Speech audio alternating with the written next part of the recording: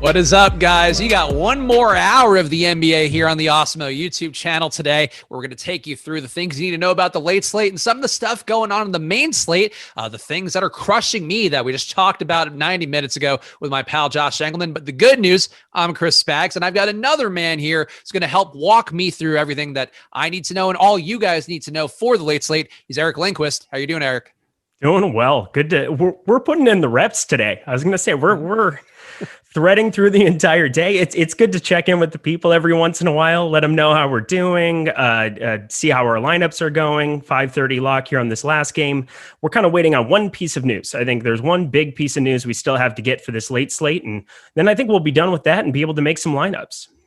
Guys, make sure to smash the like button too. It's no sponsor, no giveaway things here, though. If you guys give us a respectable amount of likes, I'll give you guys a night slate projected ownership for the top 5 owned plays on DraftKings and FanDuel just for fun, because we care about you guys here tuning into the late slate live before locks. So smash that like button now. Get us up about as high as you can. And also check out Odds Shopper. You can see the little graphic on the screen. You might have also seen Eric's video earlier today talking about some of the top props on NBA. And that's something you can find the best values on Odds Shopper. Just basically we'll list every site that's legal in your state. It will find you the best odds for each props. If you want to take an over, it'll have the best odds there. You want to take an under, it'll have the best odds there too. And it's going to be a really helpful way if you are betting legally wherever you are. So go to oddshopper.awesemo.com. And Eric, real fast, tell the people, we got an hour to kill here. Tell people about some of the videos you're working on now for the channel, some of which perhaps I'll even be on at some point soon. Yeah, I was going to say we had the tip-off debut today. It was half an hour from 1:30 to 2 out here on the Pacific time zone. So that'd be 4:30 to 5 for you. I believe we're going to make it 1 hour tomorrow. So we got an hour leading up to the deep dive where we kind of cover everything, injuries for DFS purposes, leading a bunch of that into prop betting and some of the stuff that I'm kind of particular for. So I'm very excited about that show. I'm doing the Slate Starter podcast every night with Rinpack. That gets posted every night. Making short videos now too, being able to fire up the prop report short. So I've written the prop report for Odd Shopper for a little while now, where I just kind of post my favorite props for NFL, NBA, everything. RIP, NFL, sadly gone into the abyss. And so 100% into NBA here now. Yep. So it's that time here. We're going to have a lot more NBA content coming out with the seasons changing over. Of course, still PGA, still MMA, all those guys doing a great job too. NASCAR also coming back strong this week, or having a big race rather coming up this week. But we'll have other guys who can talk about that. Let's get into the NBA here and let's talk about the main slate so far, Eric, because I think there are some plays that have been doing well so far that people could feel okay about. DeMarcus Cousins, I think, starting the trend towards usefulness, even though I guess people mad that the Awesemo Twitter are bashing it. Those guys just like making jokes about all the things people are tilting about. Have no fear. We have no hate for DeMarcus Cousins at this site. Victor Oladipo, a guy that we were talking about before we came on the air that I mentioned on Live Before Lock, loved today. He's had an amazing first quarter, did absolutely nothing in the second quarter. And now it seems like he's coming on strong again. But Eric, how are you feeling about your lineups? Does anybody jump out to you as chalk? I know people tilting about Denzel Valentine now, I believe on FanDuel especially, but anything that pops up to you from the games that we've seen so far? I don't want to jinx it, but I'm doing fantastic at the moment because I had so much Devin Booker. It's ridiculous. I guess part of making a short video about Devin Booker earlier today recalls to, leak into my DFS game. So I have 84% that I'm waiting on FanDuel, right around that number, just a little short of on DraftKings, just where you're playing fewer people. You only have 8 positions as opposed to the 9 on FanDuel, and you're playing 2 shooting guards. So I have a ton of him waiting for that to pop up. That'll kind of make or break my night, how he plays. Without Chris Paul on the floor, I got to be pretty excited with those prospects. Had just below the field on Denzel Valentine. I wouldn't really be heartbroken to see him fail, but I have a couple of my best lineups that I was just looking at that have him in it, because of course that's how it works out. And so there's a little bit we're waiting on here. We'll see if Monty Morris ends up coming to fruition. I was really heavy on Michael Porter Jr. and Will Barton at the small forward position on FanDuel. So a lot yet to be determined for me tonight.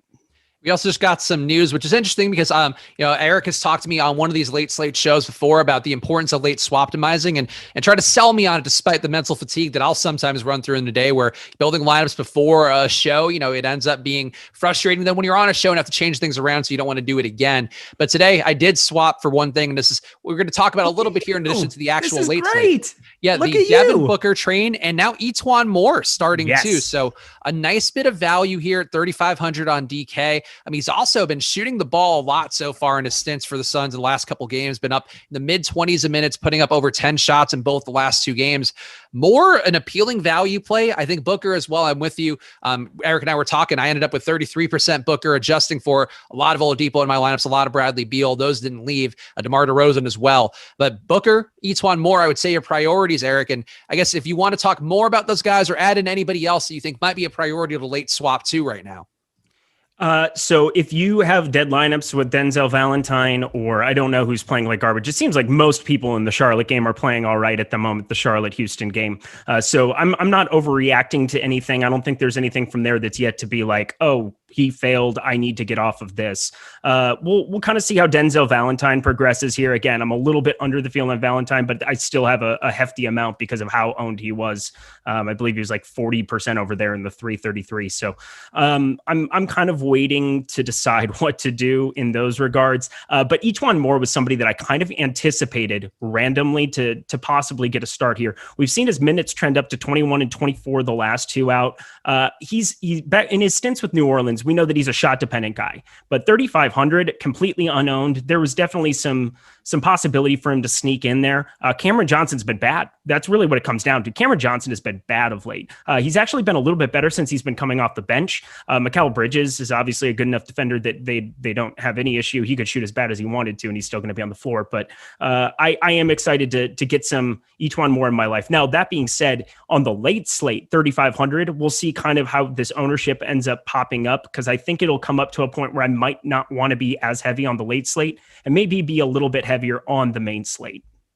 Well, Etuan Moore, that game isn't on the late slate itself, right? I think it's only the two games. So FanDuel has 3 games. So I'm looking, that's what I'm getting at. So FanDuel has 3. So we have a 6 p.m. Out here for us in LA lock time. And then it's 6:30 for DraftKings. Gotcha. Okay, so that's helpful. So I guess given that then, and we're talking about this game, I was talking about it mostly from a pivoting standpoint, but let's dig a little deeper then for the FanDuel side of things because of the opportunity. And Eric, you mentioned earlier that you were heavy on Booker, so that part's going to hold up and look good for you. But if you're playing on the late slate for FanDuel, what guys do you find to be the most important here? I feel like we could also talk about the Cleveland side coming up with one important news item there. Jared Allen starting alongside Andre Drummond, which probably is going to make both guys look better with the higher minute ceiling. But talk about the Suns first here and any guys that you find to be particularly essential for the FanDuel late slate. Yes, so Devin Booker, obviously smash of all smashes. 7,400 on FanDuel was just a low number to see. Obviously, he's deserved that tag with Paul in the rotation. You take him off, this is a completely different dude. We see that assist rate spike up. I'm basically going off his 2019-2020 rates for this game.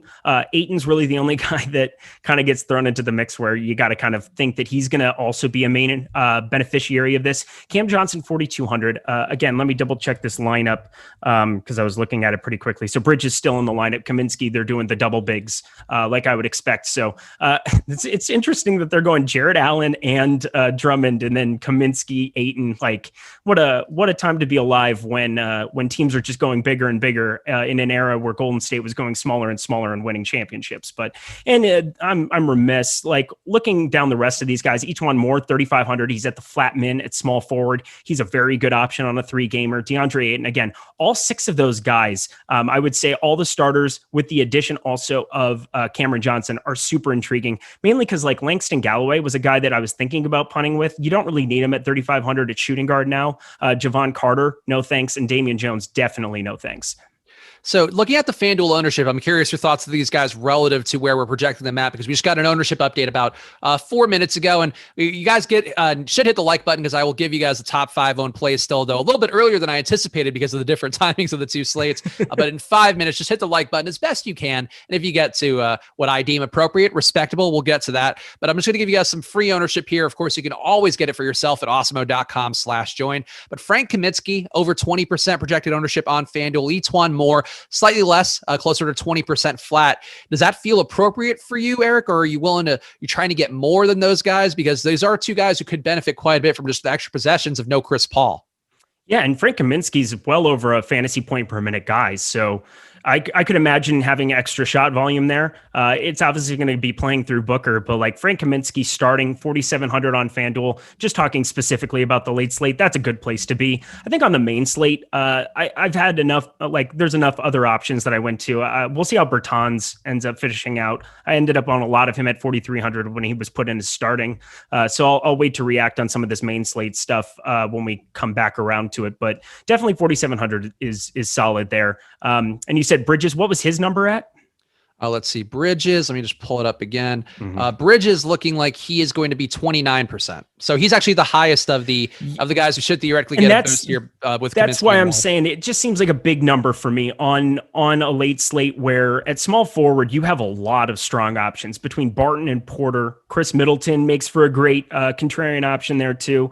Somebody that might not be as owned as what he should be. 1.15 fantasy point per minute guy. Obvious upside. Hasn't really been there of late, but in this Denver matchup, if he gets Michael Porter Jr. on him for 25, 30 minutes, sign me up. I don't look at too much DVP, but it doesn't take too much knowledge to know that Michael Porter Jr. sucks at defense. So I'd be pretty excited to get to that. And then obviously LeBron James all the way at the top end without Anthony Davis on the floor. He'll be popular as he should be.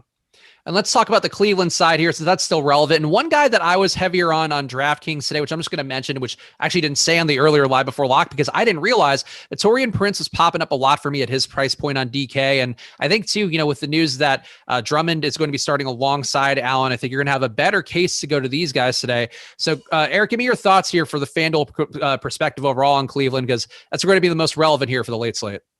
You can't tell everybody that you didn't bring him up on the late slate or on the main slate show, because the conspiracy Twitter will come after you. You knew something that they didn't. You have Taurean Prince in that winning lineup and you didn't bring him up. How dare you? That's the necessary information that I've been withholding for so long was my love for Taurean Prince. Was the people demand to know more. Yeah, he was the secret to the day for sure. Now Taurean Prince is fine. He's kind of a necessity in terms of if you're building certain rosters where you're paying up a point guard for Doncic, if you're getting up to Oladipo, if you're jamming in Levine, Beal, all of these good guard situations, you're going to have to pay down at some small forwards. Obviously, Taurean Prince, we've seen him start to get the minutes immediately upon arrival in Cleveland. We've seen, 28, 32 minutes in a lot of these spots. Obviously, they got ran out of the gym against the Bucks in the last game, so I don't even really take into account those 19 points. He still had a 20.9% usage in that game. So, yeah, Taurean Prince is just fine, 4,300 if you need him. He's kind of a last piece in for me. I would definitely have more interest. Obviously, we got to talk Jared Allen, because on DraftKings, 5,900, you are getting that discount starting alongside Drummond. It hasn't really been... It really hasn't been very enticing to play Jared Allen at any other point except for when Drummond's out. And now you're having them start alongside each other. I got to think that it probably dwarfs Andre Drummond's production as we see the sample size of those two playing alongside each other go up. So I'm just kind of default lowering the projection on Drummond slightly. I did have quite a bit at 7,200 over on FanDuel. I'm trying to come down off of that on the main slate right now as we're talking. And then 8,200 over on DraftKings is probably just a no for me now. Obviously, he's a 1.5 fantasy point per minute producer over on DraftKings, so he can still get there even if it was just 1.35. Now Jared Allen, who would be his direct backup, is going to be playing alongside him for a lot of those minutes. So I just don't see anybody behind him. I mean, Chetty's there. Windler's not coming in for them. There's just nobody else other than those two that can really play alongside Kaminsky and Ayton. So I guess you could probably have interest in both, but I'm definitely taking more of the Allen approach because of that 5,900 price tag over on DraftKings. And you can play them alongside each other on power forward on FanDuel. That's not an issue at all for me. Also, the irony here was that because of Jared Allen starting, I actually had to rerun the numbers here. I didn't have the update with the Cavs starters. I had the update with the Suns starters being changed around. And I'm actually now going to get a lot less Taurean Prince. I'm going to need to fix this while we do the show because of the fact that his minutes should be expected to come down a bit with Jared Allen getting the starters run. And speaking of, we got a question here from Jacob Kimball asking in the YouTube chat. So both Allen and Drummond together wouldn't be bad. I think the main thing to think about it here is the minutes ceiling gets a lot higher for for these guys because they're playing together, because they've mostly been playing where one is the backup, one's going to be on the court while the other one's off. Now they can play together. So they're probably going to take a hit in per minute production, you would think, the rates overall, but the minute ceiling being higher there sort of makes that still more of a positive there. Eric, I don't know if you have any specific thoughts on it because we haven't seen this grouping together, so it's hard to say who takes the bigger hit. But I think both guys, you could knock them down a little bit in terms of rates, but the fact that they can get to 30-ish minutes each seems like a much more of a positive overall. Yeah, so I guess let me just think out loud. I'll give you a nice minute and a half, 2 minutes to adjust some things for on your end. So you go to town. I'll cover that. So an example like today. So LaMelo Ball, we have a small sample size on him. He's a rookie.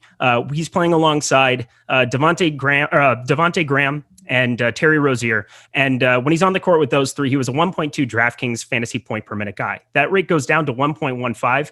I think that's a little bit noisy. But the thing you have to also take into account is you take Graham off the floor, he's going to get 7 to 8 minutes more. Now you're seeing him go absolutely nuts. I'm not sure what he's at here at the moment, but I know that it's good and he's playing well.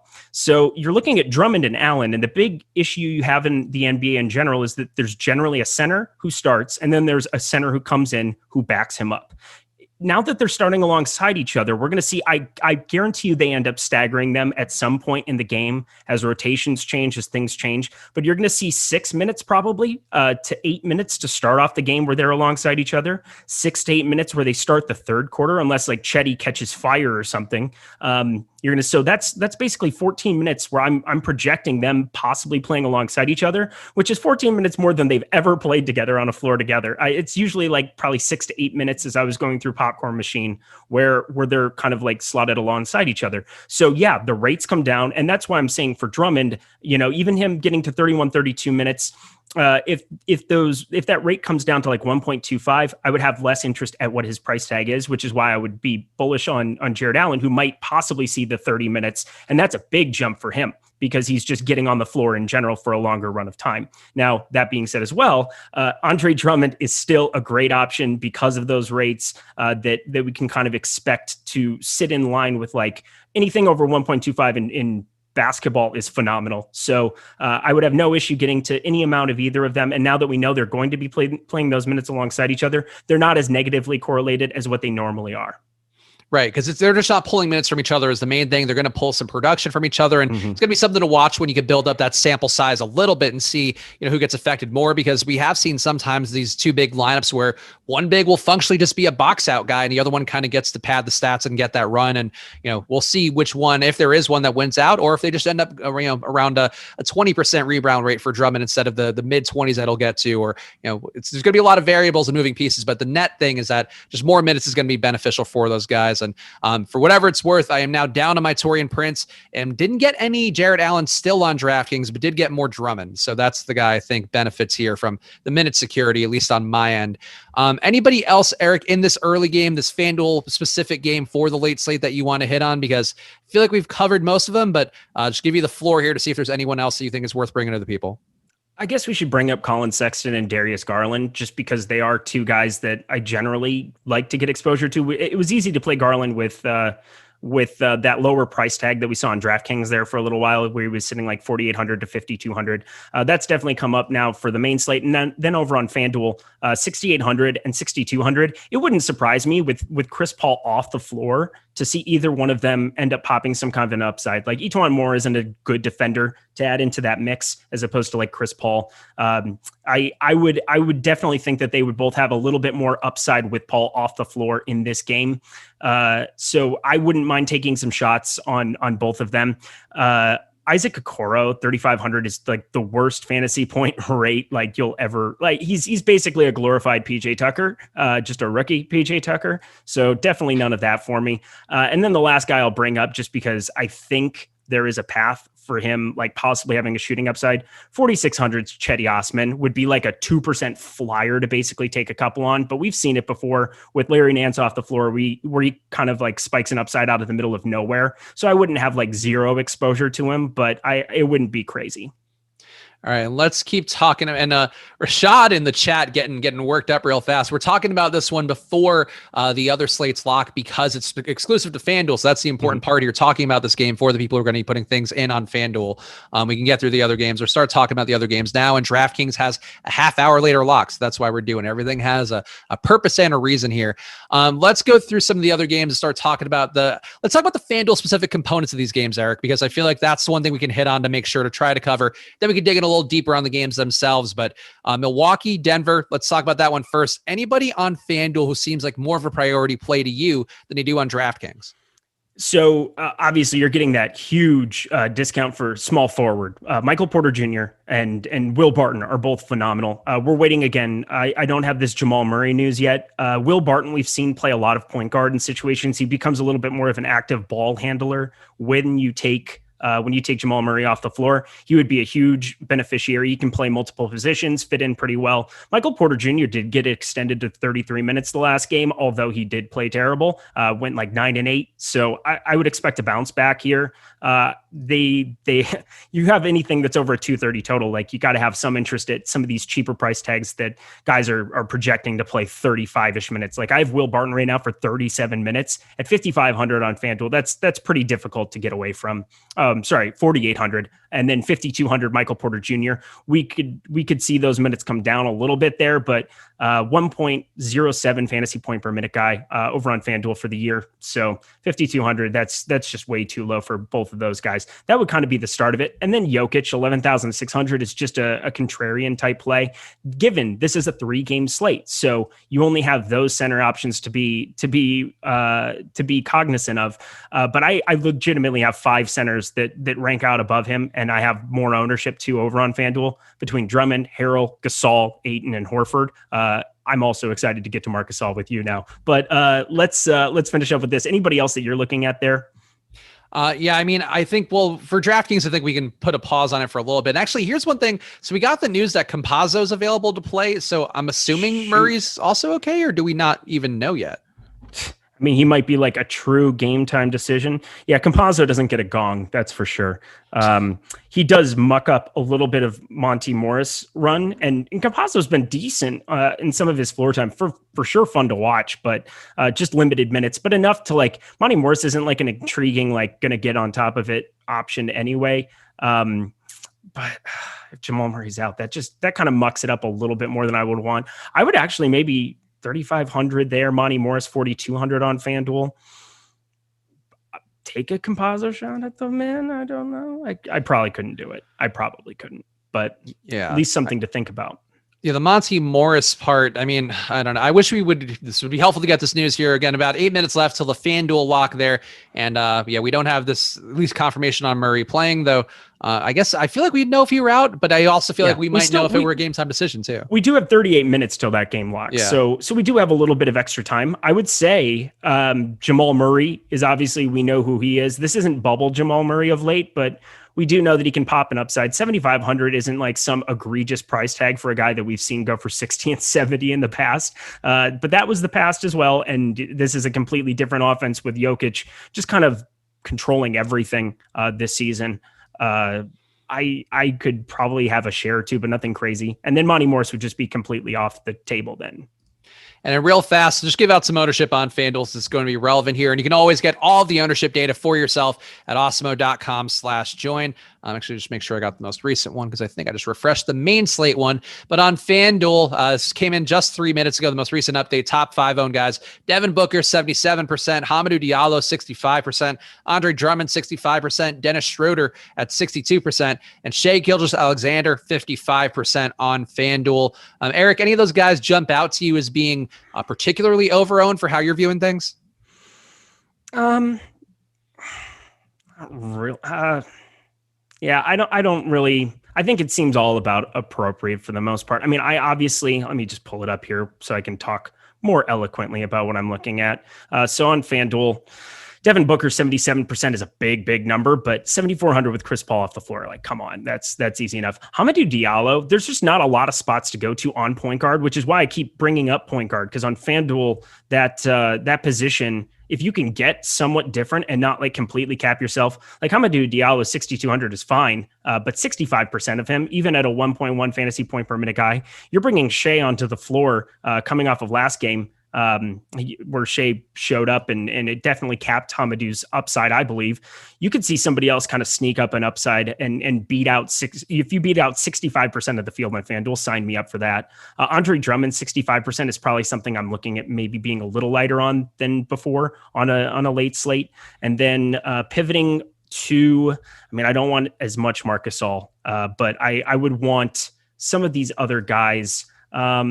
Let me see. Let me pull my exposures up too. This is thrilling television here for everybody. Montrezl Harrell 5,200 is just a great pivot spot. And then DeAndre Ayton is kind of the forgotten guy out of these boosts for the Suns, 7,600. He's had good rapport with Chris Paul, so maybe that's a thing, but like he's spiked an upside with Devin Booker alongside him in the bubble plenty of times. I don't have any issue getting to more DeAndre Ayton than the field and going a little lighter on Andre Drummond. I think that would kind of be the main takeaway from these top ends of ownership. All right, and you guys have about 5 minutes left on FanDuel, and we'll give you guys the DraftKings ownership too. And then we'll talk more about these games, mostly for DraftKings here. Go down a little bit deeper down the hole for these last two games. DraftKings top five, Hamidou Diallo on the late slate, 53%. Shai Gilgeous-Alexander at 52% on DK. LeBron James is number 3 at 43%. Dennis Schroeder at 42%. And Nikola Jokic at 40%. So those are the top five there. And pay it forward, hit that like button here. And of course, subscribe to the channel, hit the notification bell so you know whenever we have shows. There'll be more of these late slate shows coming up this week. So make sure you're keeping your eyes peeled because sometimes there isn't one, but a lot of nights there is. So that's the joy of the subscribe button and hit the notification bell. Eric, any final thoughts on FanDuel here? I feel like the Thunder game against the Lakers, any plays that are specific to FanDuel or more germane to FanDuel that's worth getting in before that one locks?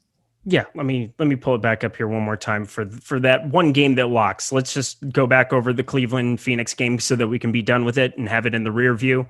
Jared Allen, definitely somebody to get exposure to. I don't think the field will react as much to that news. They never do. So definitely get yourself some Jared Allen in your life. Andre Drummond, I'm probably going to come down on a little bit. Obviously, his rates are fantastic. I'm not knocking the play whatsoever, but 65 is a big number, and you got to find a way to get different. There's only 3 games, which is better than 2, but figuring out a way to kind of get contrarian, like maybe Taurean Prince at 5K on FanDuel is a different path to get to as opposed to Cameron Johnson, Mikal Bridges, and getting a little lighter there. And you obviously have a big salary saver in Etuan Moore down on that bottom end. Devin Booker, I'm basically lock buttoning over on FanDuel. I find it impossible to not just lock in that piece. And then Darius Garland's the only point guard play, I believe, from that entire game that's even remotely. Yeah, he's the only point guard play. So play Garland or don't. There's really no other way to go. But I'm going to wait and make some pivots at point guard based on this Jamal Murray news.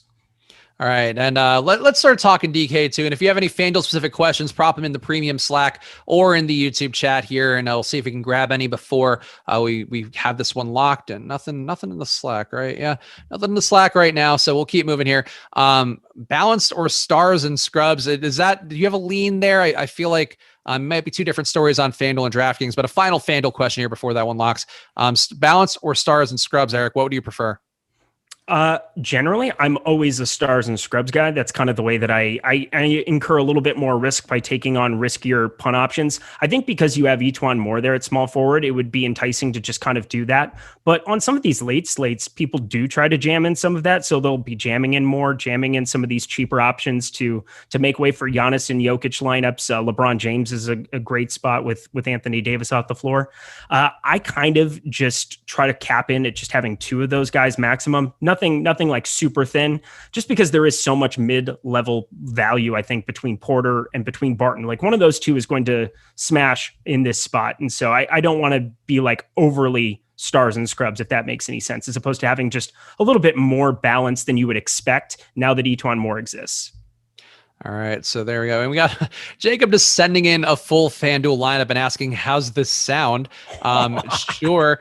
Go. How does this sound to you, Eric? We'll play this game because why not? We got 1 minute left here till the FanDuel slate starts, and then we can go back to DK. How does this sound for a lineup? Garland, Diallo, SGA, Booker, Porter, Middleton, Kaminsky, Allen, and Ayton. I think that sounds like a lineup to me, but how about you, Eric? Sounds like a lineup that everybody's going to have for sure. I don't have any issue with it. It sounds great. I don't think there's anybody under there that's under 20%, but again, on a 3-game slate. And now that you have so much of this mid-level value that exists, and yeah, that's just fine by me. Our boy Brad Levine saying Spags need that Gronk play here for the late slate, referring to the fact that, hey, Gronk, my guy hung my neck out on yesterday on the show.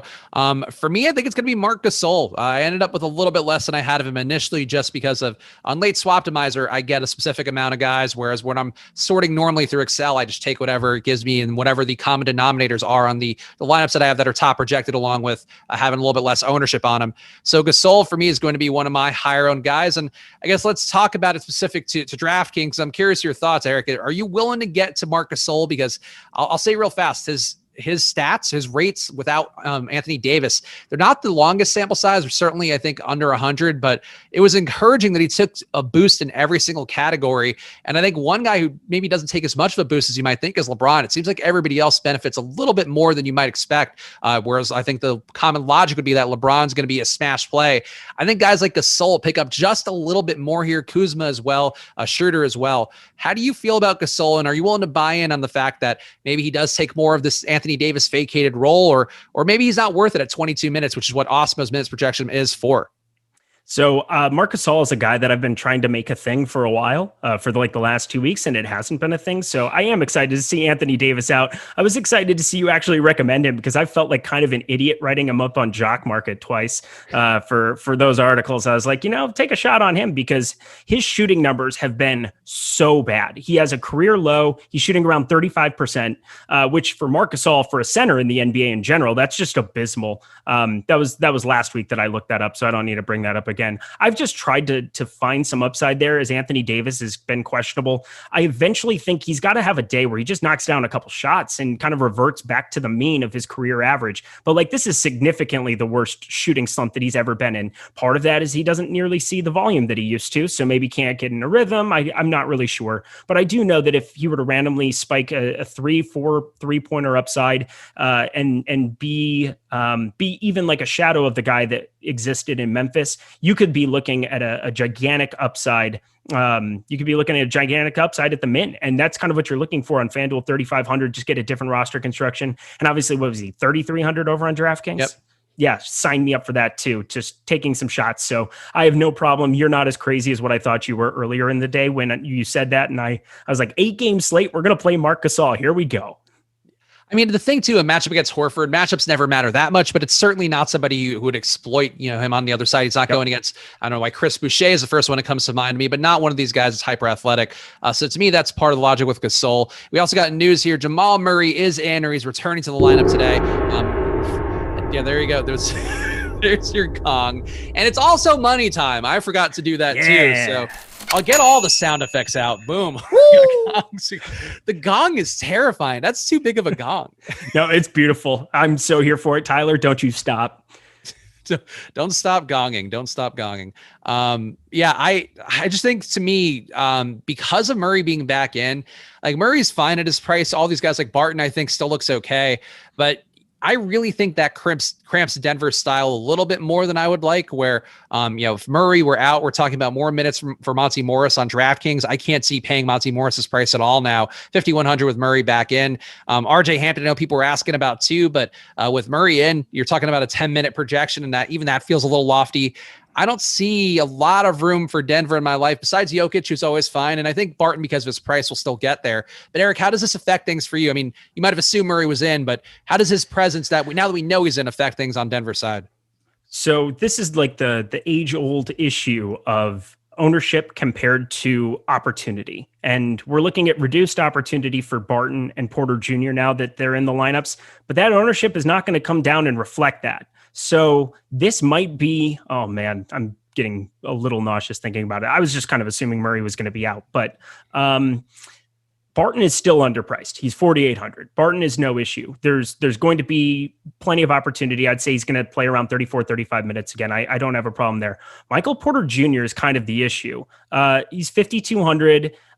We know that he has upside. He hasn't been playing well of late since he got back from COVID.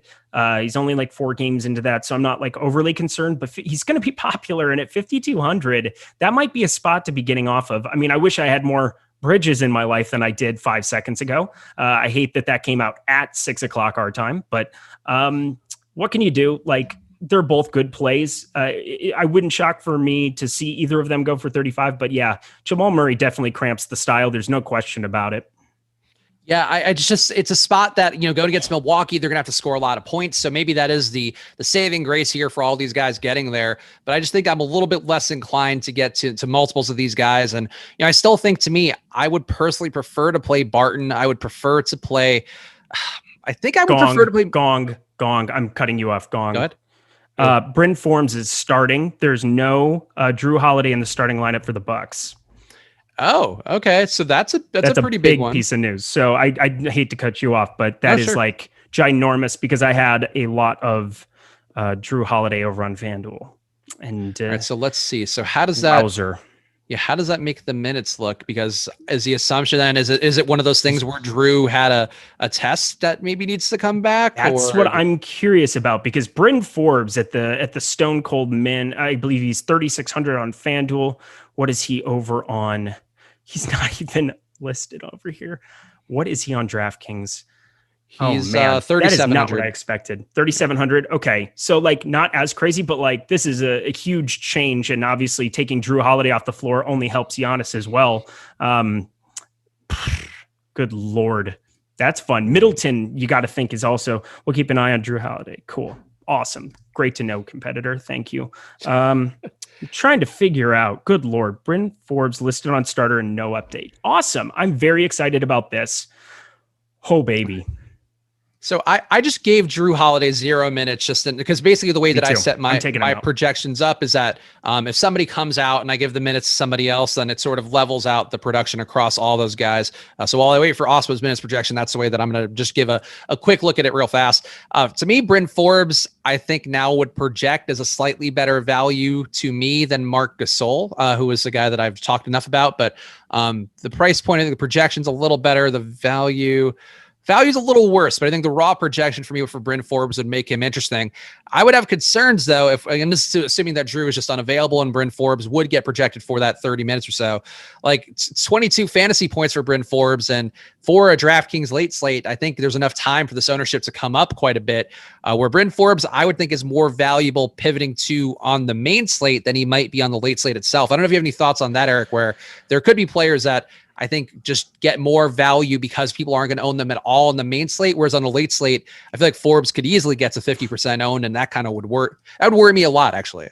Yeah. So we're going to pull this up. I think if you were sitting with Marc Gasol at 3,300, if you have 400, or if you have some pivots available to you, I think Bryn Forbes is a better play at this point. I think he beats out Marc Gasol in just a raw projection for me at this, like, what are Bryn Forbes, like his minutes? There's nobody else that I can really, like, DiVincenzo can play some point guard. Giannis can handle the ball and they could, go big in certain spots. But like, I'm looking at some of these pivots, like Bryn Forbes is cheaper than Kenrich Williams, DiVincenzo, Jamal, like obviously Jamal Murray. I'm looking down at this bottom end.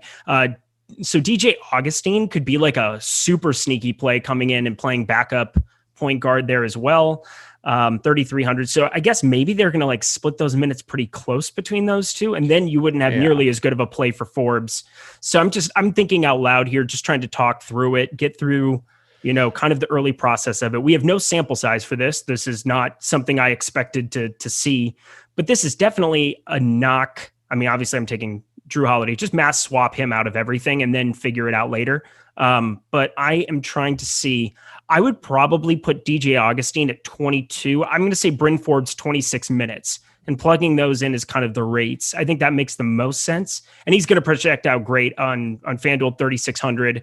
I'm trying to maybe get to a little bit more of him if I can come off Diallo and get up to LeBron over Michael Porter Jr. and Barton and those guys and figure it out from there. Holy we got an Awesemo God. minutes update here, so we'll see what he says. So he's got Bryn Forbes for 25 minutes and 17 fantasy points on DK. Okay, so not nearly as good as what you're going to have Marc Gasol in at 3,300. You probably have him at like 21, 22. Yeah, I have him at a little bit over 20. Yeah, so okay, so that's not nearly as much. I was just kind of piecing this together as we go. Jeez. Yeah, because he's also 0.7. So he took Drew out entirely too, for whatever that's worth. Obviously, that's not a confirmation of anything, but that's how Awesemo's handling it. Is he took all of Drew's minutes away. So Drew Holiday, 0.65 fantasy point per minute guy, 26 minutes. Yeah. So he's going to project out. So if you said Augustine looks like the better play according to how Awesemo has the minutes. Awesemo gave Augustine 24 and Forbes 25. I think so too. Just because Augustine can get stuff done on a floor a little bit more, 0.72. I mean, it's not much better, but you're going to have such an ownership disparity between the late swapping. Not that either one are going to get to in the main slate whatsoever. But you got to make pivots off of Drew at this point, especially on a late slate.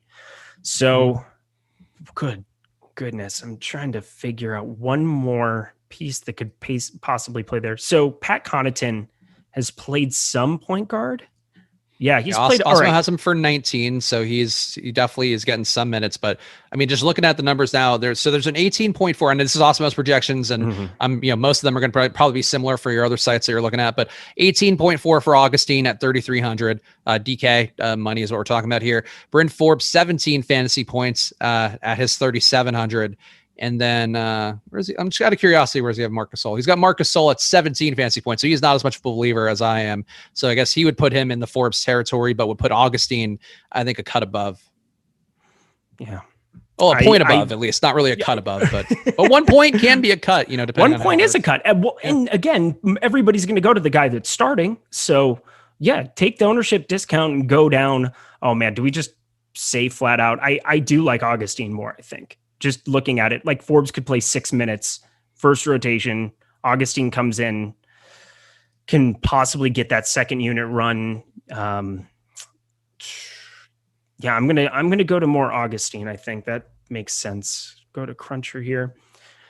Isn't this is this an Augustine revenge game? I mean, not that it matters, but is it?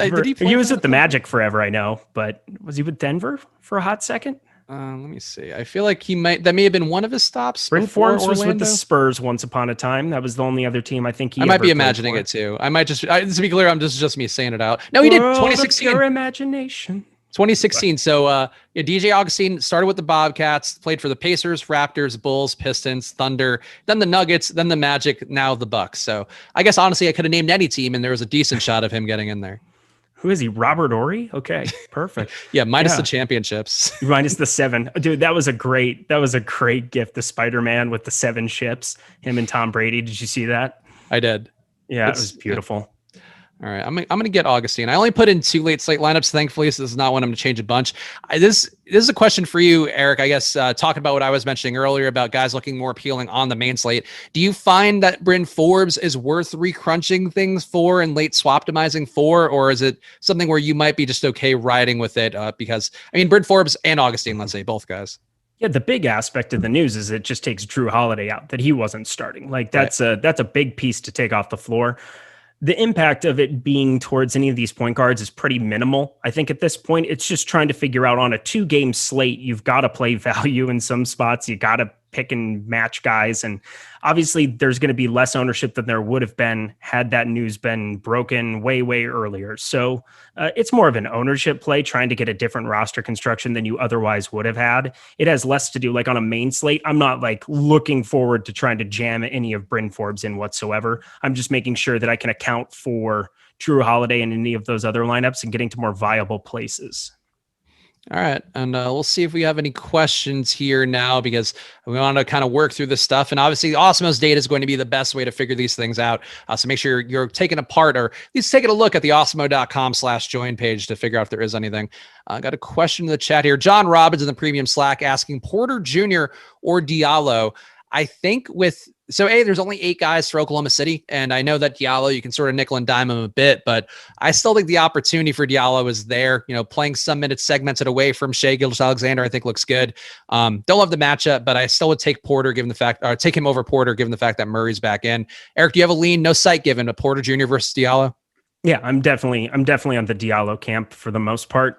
Again, 6,200. They're just completely different positions on FanDuel. So I'm assuming we're talking DraftKings, just because of I would think the opportunity again. Porter, you know what you're getting into. He's just a little bit riskier compared to the ownership than what I would want at this point in time. And whereas Diallo, there's 8 guys playing basketball for Oklahoma City here today. So fire them up. That's kind of the safer route to go. But if you are looking to incur some risk, the problem is, again, Michael Porter Jr. on FanDuel is just going to be owned. So on DraftKings, Porter Jr. would be your pivot for ownership if you're trying to save a dead lineup. By the way, Oladipo's going off. I saw he got to 41 fantasy points. So that was really, that was all I cared about, though Cousins chalk not looking great anymore. Nope. Yeah, which hopefully Jakob Poeltl can do things for me today. I kind of got weird a little bit at center on FanDuel. Also, Oladipo is now literally going off because he is off the court because Charlotte has blown this game out. So it's a 20-point game. Oladipo's done and Cousins is done. Well, that was a buzzkill. You're welcome. There we go. Look, the good thing is Oladipo didn't kill my lineups today, and one could say he might have broken the slate if the Rockets just had not been blown off the floor. That's the risk here of any team like that. Let's see. Would you go Giannis or Jokic in the late slate? That's a good question too. We've seen centers have some good success, and Jokic, certainly the assist ability can be a value, but I think for me, I do like the matchup for Giannis a bit more. I think Denver can keep this competitive, and I don't have the faith that it all comes through Nikola Jokic, even though obviously a lot of the scoring, a lot of the production does. For me, Giannis, I think this is a spot that I can actually dig into him a little bit more. How do you feel about it, Eric? No, I guess in accounting for both FanDuel and DraftKings, would you prefer Giannis or Jokic? I prefer Giannis on both. Okay. It's purely, so you had 5-10K studs on the main slate, and Giannis is listed. You're able to play him at power forward over on DraftKings, and he's a power forward over on FanDuel. Most of our value that exists on this slate exists at point guard, it exists at shooting guard, it exists at center, whether that was Cousins or somebody else. So it was difficult in terms of roster construction for me to go up to Jokic as opposed to getting up to Giannis, who's way lower than he should be. He's just owned way lower on the main slate. On the 2-game slate, for sure, you do have Horford, who's center only over on DraftKings, and he's obviously over on FanDuel as well. Harrell, who's center only, 5,300. Brook Lopez, and then your boy 3,300, Marc Gasol. So there are other options there. As I'm going through power forward, Michael Porter Jr. isn't nearly as good as he used to look. Baisley's up to 5,800. Portis is a risky option at best, not somebody I'm looking to get to. Kyle Kuzma's somebody who hates me and never does what I need him to do in any spot. So 5,200. Everybody else can have fun and enjoy and reap those benefits other than me. Paul Millsap and JaMychal Green. It's just kind of a gross position as I'm looking up at that top end. So I would rather spend up for Giannis, find some savings other places in lineups where I wasn't putting both of them together, because I think that's more than viable too, with the amount of mid okay value for us. But I would definitely prefer Giannis in my builds. You're getting a little bit of that ownership discount on the main slate, and then on the late slate, he's just a better play. We also got a question here from Frank Ojeda, who's probably asking a question a lot of people ask. Why not both when it comes to Giannis and Jokic? There's some good scrubs, and he put that in quotes. Very classy of him to not actually outright call them scrubs, but some good quote-unquote scrubs available tonight. I didn't think it was that viable. I actually kind of preferred loading up on the mid-range a bit more, though. Mm-hmm. I am a believer, as I mentioned earlier, in some of the Lakers mid-price guys, including but not limited to Marc Gasol, but I think also going to Harrell, going to Kuzma, going to Schroeder. I think there's value in those guys. But how do you feel about that, Eric? Would you be willing to go and take the super cheap chalk, I guess, or potential chalk, guys like Bryn Forbes, guys like DJ Augustine, and then just to do that to get to Jokic and Giannis? Yeah, so I mean, I'm just pulling it up now. You have 4,666 left in salary when you plug those two in, and you have 6 other spots. So if you're sitting here hand building, trying to put something together, it becomes very, very thin, the amount of other options that you're going to. You're kind of forced into playing Forbes. You're kind of forced into doing the same thing that a bunch of other people are going to do, jamming both of them in. So I do like those lineups where you only have one of those studs. You load up at some of this mid-range option, let other people take some of the shots on the riskier value now, because on a 2-game slate where everybody has the most available news, especially in like something like the $15 where it's a little bit sharper field than some of the low stakes stuff, you're going to see higher ownership on Forbes. You're going to see higher ownership, I think, on Augustine than you'd see in some of those lower dollar tournaments. So I do enjoy going to just one of the two. I'm building a $15 here right now, just hand building that and going. It only has Giannis. So I am going more towards a balanced build there, going Giannis, Middleton, and going down from there. Also got a question here. Oh, did that question go away? People asking about Dante DiVincenzo. Here you go. A. Dean asking Dante DiVincenzo without Drew. I think a lot of people are curious about Dante, and I just ran a quick little NBA wowie here to see how it looks with Giannis on the court, but Drew off, because it could be different here. You don't want to get those bench minutes without Giannis, given how ball dominant he is. And Giannis has a 31% usage rate. Middleton, 23. It is a smaller sample size for Middleton. Bryn Forbes has a 20% usage rate in court time without Drew, but with Giannis. And then DiVincenzo has an 18.5. So I think actually Forbes might still be the better play than DiVincenzo. The assist rate for DiVincenzo also not that high, just 14%. If I had to go between DiVincenzo or Forbes, I think I would go Forbes' way.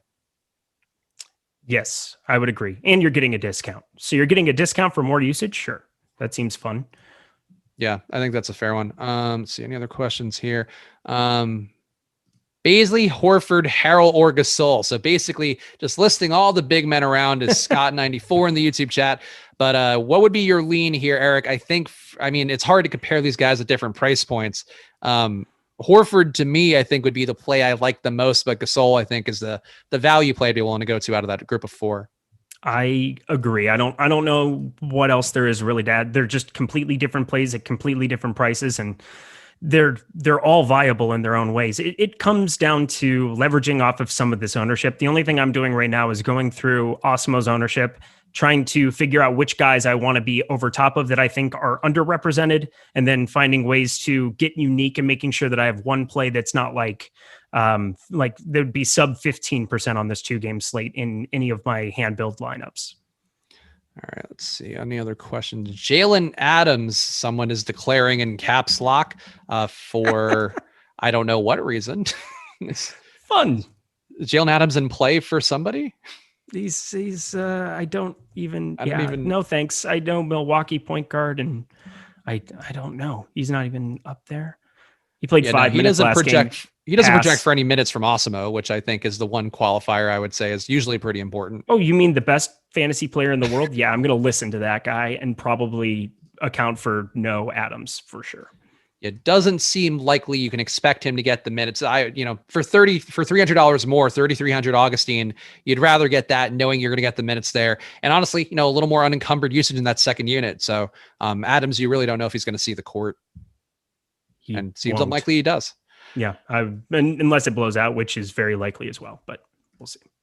Is Michael Porter still somewhat a good play? I think he's somewhat a good play. I think if I had to rank my exposure or my interest in the Nuggets, I would probably put Porter as number 2 behind Barton. I think the thing with Milwaukee that's always important to remember is that they're going to allow a lot of 3-pointer shot, but it's normally from the guys that you don't want to shoot. So they're probably going to get, they're going to let Jokic shoot if he wants. They're going to let Barton probably shoot if he wants. Porter, I think he's going to have to make some contested looks. Murray as well is going to have to make contested looks.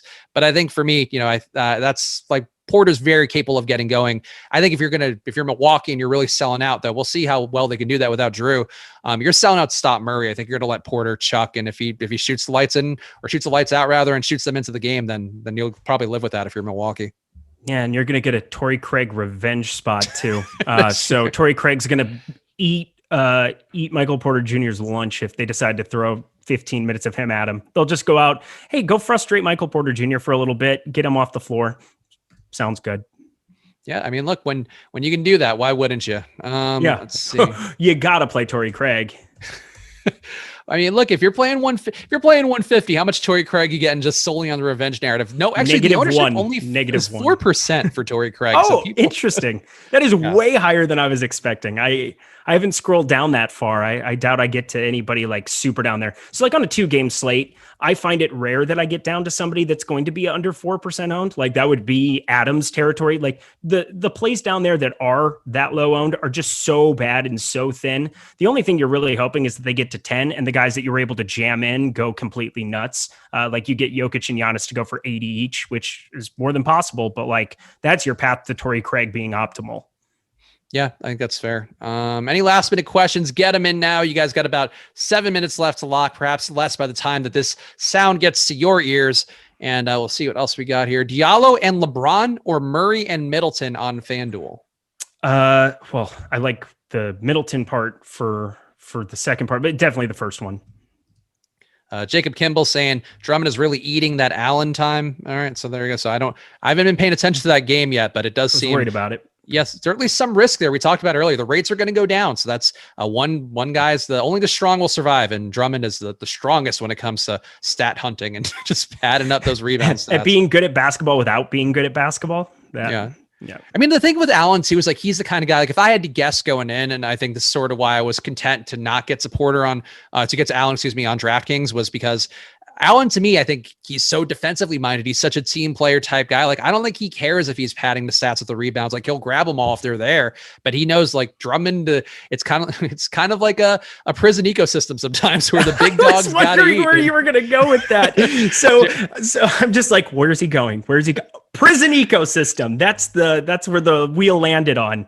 That's great. Jared Allen needs to like punch Andre Drummond in the face and go like, these are my rebounds, and then Andre Drummond will stop. But until that moment, Andre Drummond's going to rip them all.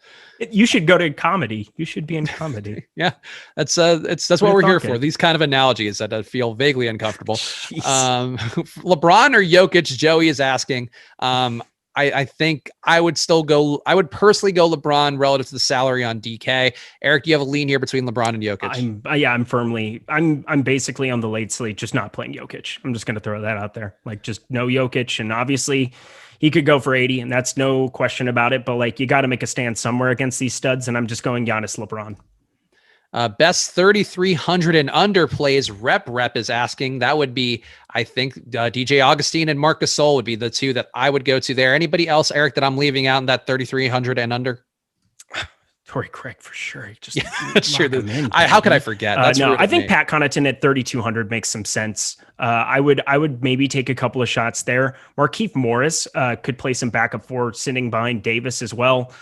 We haven't seen him play the last three whatsoever, so that's disheartening. But like, if you were looking for somebody who could like sneak something in at super low ownership, he'd be the guy. But otherwise, yeah, Gasol, Augustine, Forbes, just kind of better play. Well, Forbes is 3,700, but Augustine and Connaughton for me.